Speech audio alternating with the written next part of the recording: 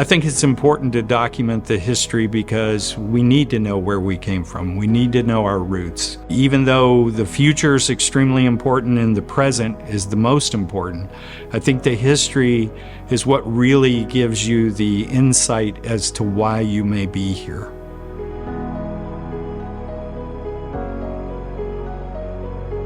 I miss riding, I miss fighting, I miss because you know, when you do it all your life, I've only been in it, 68, 69 years.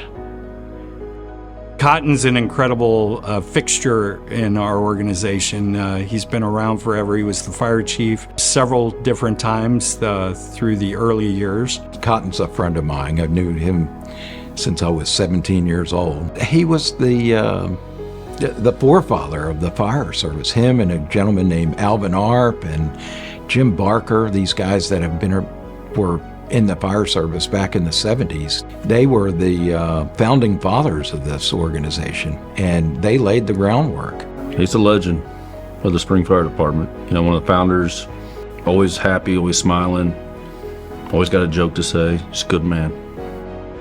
He was the very first life member of the Spring Fire Department back in 1990, and he's probably the most recognized individual that's not actually out there today serving. We built our own truck. The first one was a tanker, had a front end pump on it, and the water you took was the water that you had, because there was no fire plugs in spring. I got thinking about it the other day. I've spent 42% of my life as a member of this department. I've been in the department 30 years and I'm 72 years old. So I thought that, wow, I'm getting old. The volunteer service is unique. People that do it love to do it. They have a passion for it. And I think within the Spring Department, you'll find several families where, you know, fathers and sons and daughters have been members of the department. The volunteers, when we began, our program was totally different. And typically you get your gear the day you sign up. Granted, there'd be a certain amount of training, and normally there might be 2 or 3 sessions of training you might get before they send you interior. It depends on the captain at the station. He joined the fire department, he handed you a hose, and then you done what you could do. Very little training we done.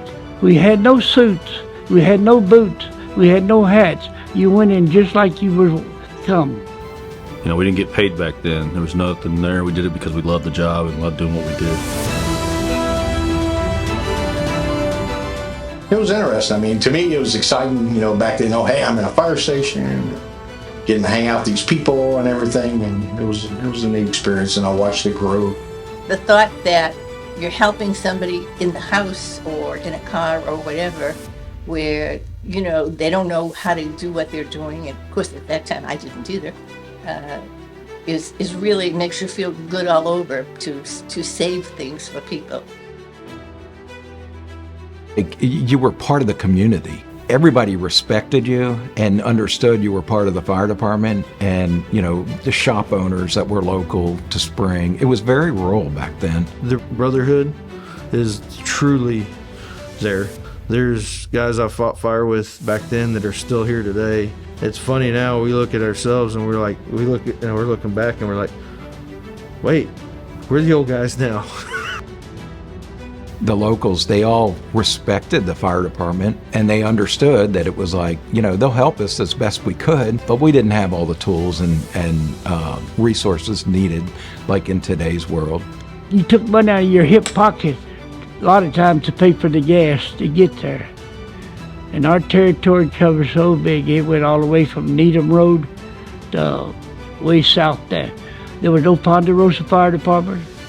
There was no Needham Road Department. There was no Klein Aldine Department. We covered all of their territory. Our program was totally different. So we would start, and we had training every Tuesday night. Then after 30 days, the station would get together and they would vote you in. And then they voted you on to level 2 probation. And that's when you received your gear and your pager, and you could start responding to runs. And we were supposed to be on a probationary level, meaning that we couldn't go into the fire by ourselves. But I mean, if there's 4 people in the truck and that's all that was there, 3 of you are going in, it didn't matter if you're probation or not. You just couldn't ride this seat being the officer. Back in the old days, we would be at the house and pager would go off, you jump in your car, drive to the fire station, get your gear, put it on the truck, get in the truck, drive to the fire, and everything's just grown so much that that's just not adequate for us anymore. We work shift work now, and the volunteers work shift work with us. So everybody is on duty at the station. So if we have a volunteer on duty with us, they're there at the station with us. When that rig leaves, they get on the truck with us. And I don't know exact numbers, but I mean, we've cut our response times at least in half, probably in the last 10, 12 years. So the fact that none of us got majorly injured is pretty amazing, because we did a lot of things differently 30, 32 years ago than we do today. We probably got lucky more often than we do today. It's a little bit more skilled.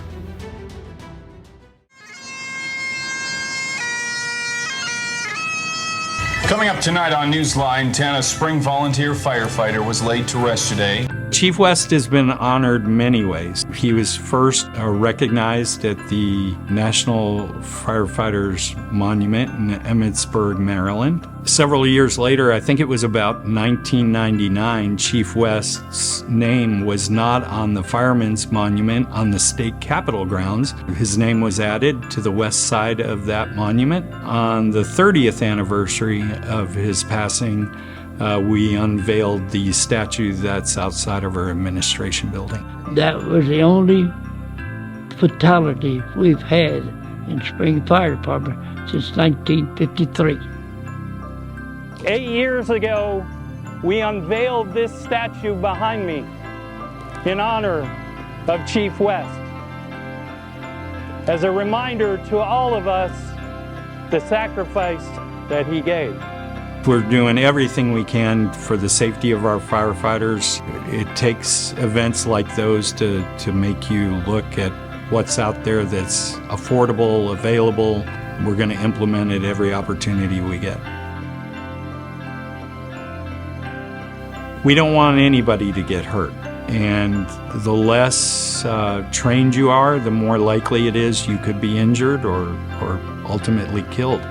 And we don't want that for our people. We have a responsibility to them to keep them as safe as possible in a dangerous job. Spring has done a great job protecting our personnel. People are our number one asset, so the department has invested heavily in both our training, our gear, and our equipment. The membership has 2 sets of gear, and so they're able to use that one set for fire and then wash it at the station because we have the gear extractors, dry it at the stations, and get into their second set of gear while they're waiting on that first set to be taken care of. So protect us from disease, that way from cancers. They protect us from getting burned, that way from having to use the same set of gear over and over again. The department is definitely a leader nationwide for that. The department as a whole moves forward. We don't sit in the back, we're the leaders. We test all the new stuff out there. If it's there, we're going to find it, make our department better, make it safer. We're the only department in the nation that's doing cab monitoring. Well, the greatest thing about our staff is they are very committed to what they do. We have done nothing but hire the best of the best. We have a very rigorous hiring process. We've set the bar at a level that we will not accept anyone below that bar. We believe that if we focus on our members, then they're going to focus on taking care of Mrs. Smith at a level that far exceeds what they expect. I mean, it's such a vibrant and fast-growing community right now. Like, there's so much going on. So as far as opportunity for making a meaningful impact in a positive way for a community, there's so much opportunity here for everybody. And this fire department is just kind of on the cutting edge of what progressive fire departments are doing. And so I said, I want to be a part of that. I value its principles and the direction it's headed under the leadership of Chief Seifert. And it's just a real joy to work here. I have a lot of respect for the firefighters here. They're a good group of guys. I didn't know the fire department would be advanced as far as they have today. They have come a long, long ways. I think we provide a very, very, very good level of service, but we can always do a little bit better. That's what we try to do every day. The public we serve should be very proud of this organization. We've been blessed to hire some of the best people around the country to be part of this organization, and they go above and beyond every single day to provide the best level of service for the community they protect and serve. I'm very proud to be the leader of this organization at a time that I have seen so many great things happen. And it's not because of anything I did, it's because of the people who are part of this organization. They all strive to be the best, and it's because of them the public gets the service that they more than deserve. It's an honor to be in the Spring Fire Department. It is really an honor. And I have enjoyed every minute of it.